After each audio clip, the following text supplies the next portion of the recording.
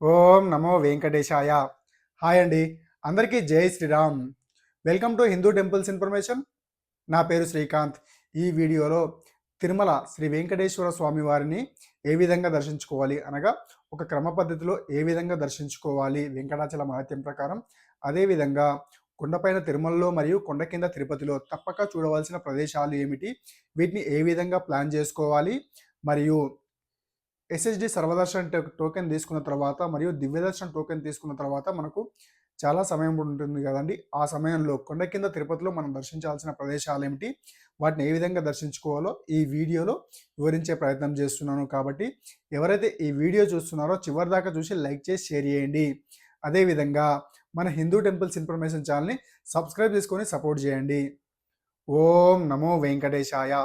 ముందుగా ఎలాంటి దర్శన టికెట్ లేకుండా నేరుగా తిరుమల వెళ్ళి స్వామివారిని దర్శనం చేసుకోవాలనుకునే శ్రీవారి భక్తులకు ప్రతిరోజు ఉదయం 8 గంటల నుంచి ఎస్ఎస్డి టైమ్ స్లాట్ సర్వదర్శన టోకెన్స్ మరియు శ్రీవారి మెట్టు మార్గంలో వెళ్ళే వారి కోసం ఇచ్చే దివ్యదర్శన టోకెన్స్ భూదేవి కాంప్లెక్స్లో ఇవి కూడా సేమ్ ఉదయం 8 గంటల నుంచి ప్రస్తుతం ఇస్తున్నారు, గత 3 రోజుల నుండి కూడా.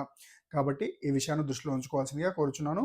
ఇక ఈ దివ్యదర్శన టోకెన్స్ మరియు ఎస్ఎస్డి సర్వదర్శన టోకెన్స్ అనేవి మరుసటి రోజుకు సంబంధించిన టోకెన్స్ను ముందు రోజు ఇవ్వడం జరుగుతుంది. కాబట్టి టోకెన్స్ తీసుకున్న తర్వాత ఒకరోజు సమయం ఉంటుంది. కాబట్టి కొండ కింద తిరుపతిలో మరియు కొండపైన తిరుమలలో చూడవలసిన ప్రదేశాలు ఏమిటో ముందుగా తెలుసుకుందాం. అదేవిధంగా శ్రీ వెంకటేశ్వర స్వామి వారిని దర్శించుకునే ముందు ఖచ్చితంగా కొండ కింద తిరుపతిలోని శ్రీ పద్మావతి అమ్మవారిని దర్శించుకోవాల్సి ఉంటుంది. గురువులు శ్రీ నండూరి శ్రీనివాసరావు గారు, అదేవిధంగా చాగంటి కోటేశ్వరరావు కూడా తమ వీడియోలో తెలియజేయడం జరిగింది. స్వామివారిని దర్శనం చేసుకునే ముందు ఖచ్చితంగా అమ్మవారిని దర్శనం చేసుకోవాలని. మనకు తిరుచెనూరులో శ్రీ పద్మావతి అమ్మవారి ఆలయం ఉంటుంది. కాబట్టి తిరుపతి బస్టాండ్ నుంచి రెగ్యులర్గా బస్సెస్ అందుబాటులో ఉంటాయి. తిరుపతి బస్టాండ్ నుంచి తిరుచెనూరు 7 కిలోమీటర్ల దూరంలో ఉంటుంది. ప్రతి 5-10 నిమిషాలకు బస్సు అందుబాటులో ఉంటుంది. ఉదయం 4 గంటల నుంచి బస్సులు అందుబాటులో ఉంటాయి తిరుపతి బస్టాండ్ నుంచి తిరుచెనూరుకి. మనకు అమ్మవారి దర్శనం కేవలం అరగంట నుంచి గంటలో దర్శనం పూర్తి అవుతుంది. ఇక్కడ కూడా మనకు ప్రతిరోజు ఉదయం 10:30 గంటలకు తిరుచెనూరు శ్రీ పద్మావతి అమ్మవారి కళ్యాణం జరుగుతుంది పద్మావతి అమ్మవారి ఆలయంలో. అదేవిధంగా పద్మావతి అమ్మవారి ఆలయానికి ఆనుకునే మనకు అమ్మవారి పుష్కరిణి కూడా ఉంటుంది. అమ్మవారి పుష్కరిణిలో స్నానం చేసి అమ్మవారిని దర్శనం చేసుకోవాల్సి ఉంటుంది. అదేవిధంగా అమ్మవారి ఆలయానికి పక్కనే మనకు సూర్యనారాయణ స్వామి ఆలయం కూడా ఉంటుంది పక్కనే మనకి. ఇక్కడ తిరుచెనూరులో పద్మావతి అమ్మవారి ఆలయం మరియు శ్రీ సూర్యనారాయణ స్వామి ఆలయం దర్శించుకోవాలి. అదేవిధంగా మనకు పద్మావతి అమ్మవారి ఆలయం ఎదురుగానే పద్మావతి అమ్మవారి బృందావనం కూడా అందుబాటులో ఉంటుంది. ఇక కొండ కింద తిరుపతిలో ఇంకా చూడవలసిన ప్రదేశాలు ఏమిటి అంటే గోవిందరాయ స్వామి టెంపుల్ మనకు తిరుపతి రైల్వే స్టేషన్కి ఒక 500 మీటర్స్ దూరంలో అందుబాటులో ఉంది. పూర్వం గోవిందరాజ స్వామి వారి ఆలయం చిదంబర క్షేత్రంలో కొలువై ఉండేది. అయితే ఆ సమయంలో శివభక్తుడైన క్రిమికంఠుడు అనే చోళరాజు విష్ణుద్వేషంతో గోవిందరాజ స్వామి వారిని శ్రీదేవి భూదేవి సమేతంగా సముద్రంలో ముంచివేసినాడు. అయితే కొందరు విష్ణు భక్తులు ఆ రాజుకు తెలియకుండా స్వామివారి ఉత్సవమూర్తిని తిరుపతికి తీసుకొచ్చి పూజలు చేస్తూ ఉండేవారు. అయితే ఈ విషయం తెలుసుకున్న శ్రీ భగవాన్ రామానుజాచార్యుల వారు తిరుమల తిరుపతి చేరుకొని తన శిష్యుడైనటువంటి యాదవరాజు సహాయంతో ఒక ఆలయంలో కొత్త ఉత్సవమూర్తులను తయారు చేయించి తిరుమలలో లాగానే మనకు గోవిందరాజ స్వామి వారి ఆలయంలో కూడా స్వామివారికి నిత్యంగా పూజలు చేయించుచుండేవారు. అయితే ఇది ఇప్పటికి కూడా తిరుమల తిరుపతి దేవస్థానం వారు శ్రీ భగవాన్ రామానుజాచార్యుల ఆదేశం మేరకు అదేవిధంగా పూజలు చేస్తున్నారు ప్రస్తుతానికి కూడా. అయితే ఇదే గోవిందరాజ స్వామి వారి ఆలయంలో మనకు పార్థసారథి స్వామివారు, కళ్యాణ వెంకటేశ్వర స్వామివారు మరియు అమ్మవారి కూడా కొలువై ఉన్నారు. అయితే మనకు సముద్రంలోంచి తీసుకొచ్చిన అదే నిజమైన ఉత్సవమూర్తి తిరుపతి నుంచి బస్టాండ్కు 2.5 కిలోమీటర్ల దూరంలో మంచినీటి గుండంలో స్వామివారు అక్కడ కొలువై ఉన్నారు. ఒక మంచినీటి గుండంలో ఒక చెట్టు కింద కొలువై ఉన్నారు. ఈ ఫోటోలో చూపిస్తున్న విధంగా ప్రస్తుతం ఇప్పుడు ఆ విధంగా ఉన్నారు.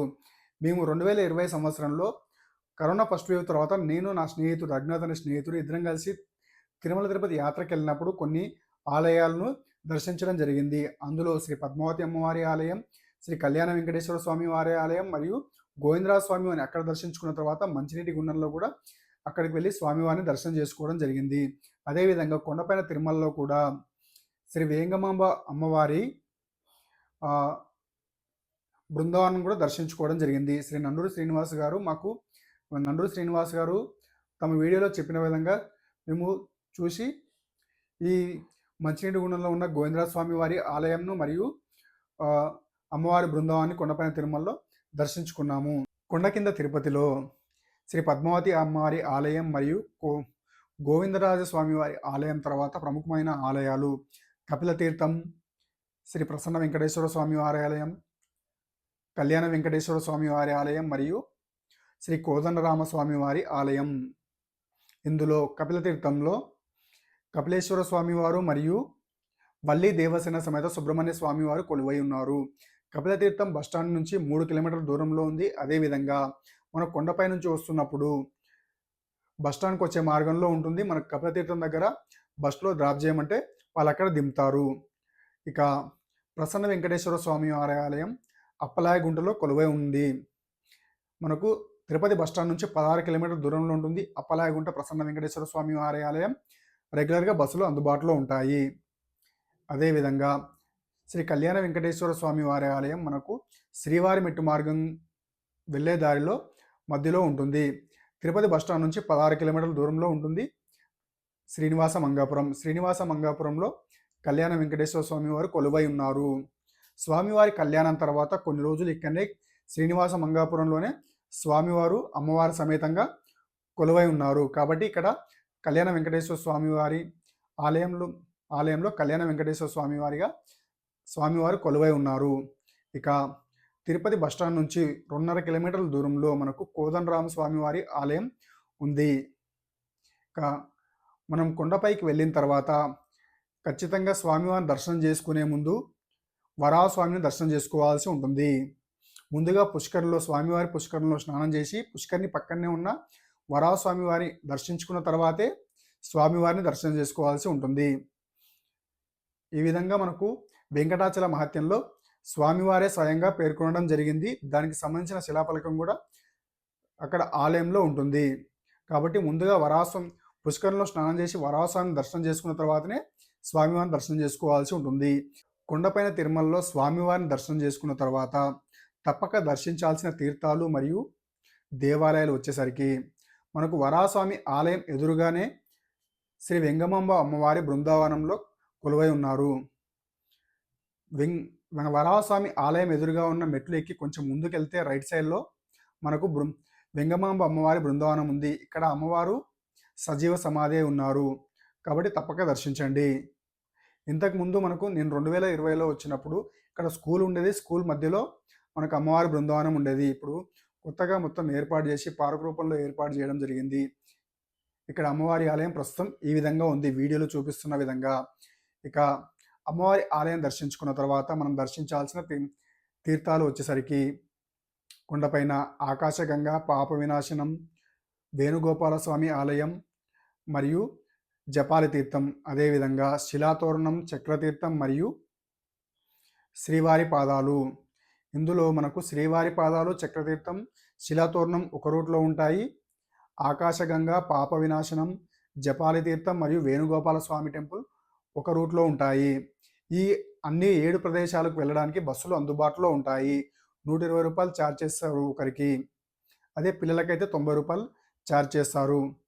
కాబట్టి కొండపైన తప్పకుండా దర్శించిన తీర్థాల్లో ఈ తీర్థాలు తప్పక దర్శించండి. మీరు వెళ్ళినప్పుడు స్వామివారి దర్శనానికి ముందైనా దర్శించవచ్చు, దర్శనం తర్వాత అయినా దర్శించవచ్చు. మీకు టైం వీలున్నప్పుడు ఖచ్చితంగా దర్శించాల్సిన తీర్థాలు.